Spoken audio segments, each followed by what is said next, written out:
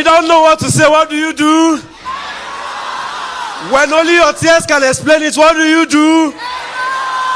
Church of God, the devil attacked my finances. That was 2024 coming into 2025. When my wife had gone for NSPPD prayer conference in Lagos, she had come back. By that time, my finances was already down. And she came back. We had exhausted everything we had in the house. Nothing again to eat. And the only option we had was she going back to her parents.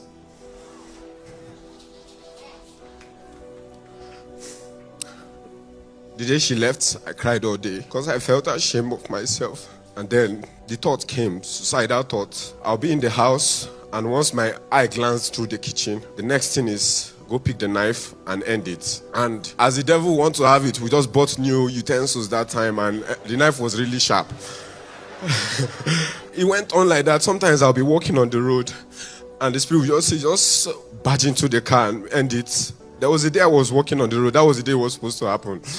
But whatever made my feet to stuck on the ground, I couldn't move. I didn't enter the front of the car. Then where I was living, there are hills there.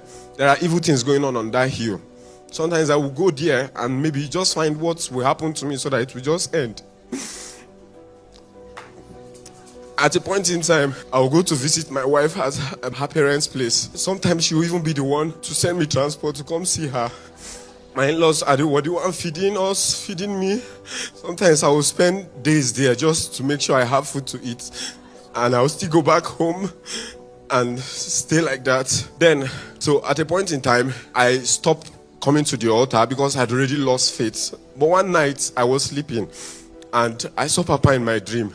It was on the altar here, and there were people gathered in front of the altar. Nothing, I wasn't hearing any voice, but wheelchairs were up. A walking stick, everything was up. And when I woke up from the dream, and God told me that the days of miracle are not over. And then I came back to the altar again, started praying. And one day I decided to go see my brother-in-law. And on getting there, he was telling me that he was looking for a boy that will, because he's not stable at his place of work, he works in, owns a place in Banex. So he said he's not stable and he needs. So I told him I can serve you as a boy. So he said no, that he doesn't want me to serve him. That rather he will teach me the vocation and then I can start. So I started learning. He was the one funding my transportation, funding my feeding. And then the favor of God started showing up. And Papa kept declaring, you will not see shame. You will not see shame. And then while I was still learning, I kept getting business deals that was helping me. So since my wife was at her parents' place, I would always save almost everything I got. Then the doctor said that she was going to give birth through CS.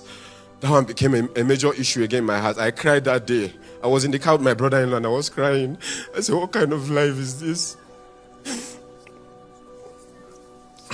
Most Wednesdays, I always come on site. I always stay at the second AC to the last. That is where I will stay. I will kneel. I will cry my heart to God before going to work. And then God showed up for me. Now today, I got my own space where I practice as a software engineer. Now this is the testimony about that space. When the first one came out, I missed it because I wasn't having money to pay. But then the second one came. I got it. I did not pay anything. The person just said, just start doing what you're doing and you can pay me the money later. My wife's hospital bill, I cleared it. The most joyful thing for me was that I didn't have to call anybody for money.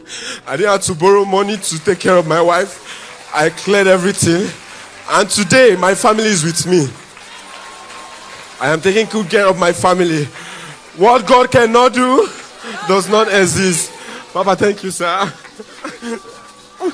Thank you, sir. God bless you. Thank you, sir. The oil on your head never run dry.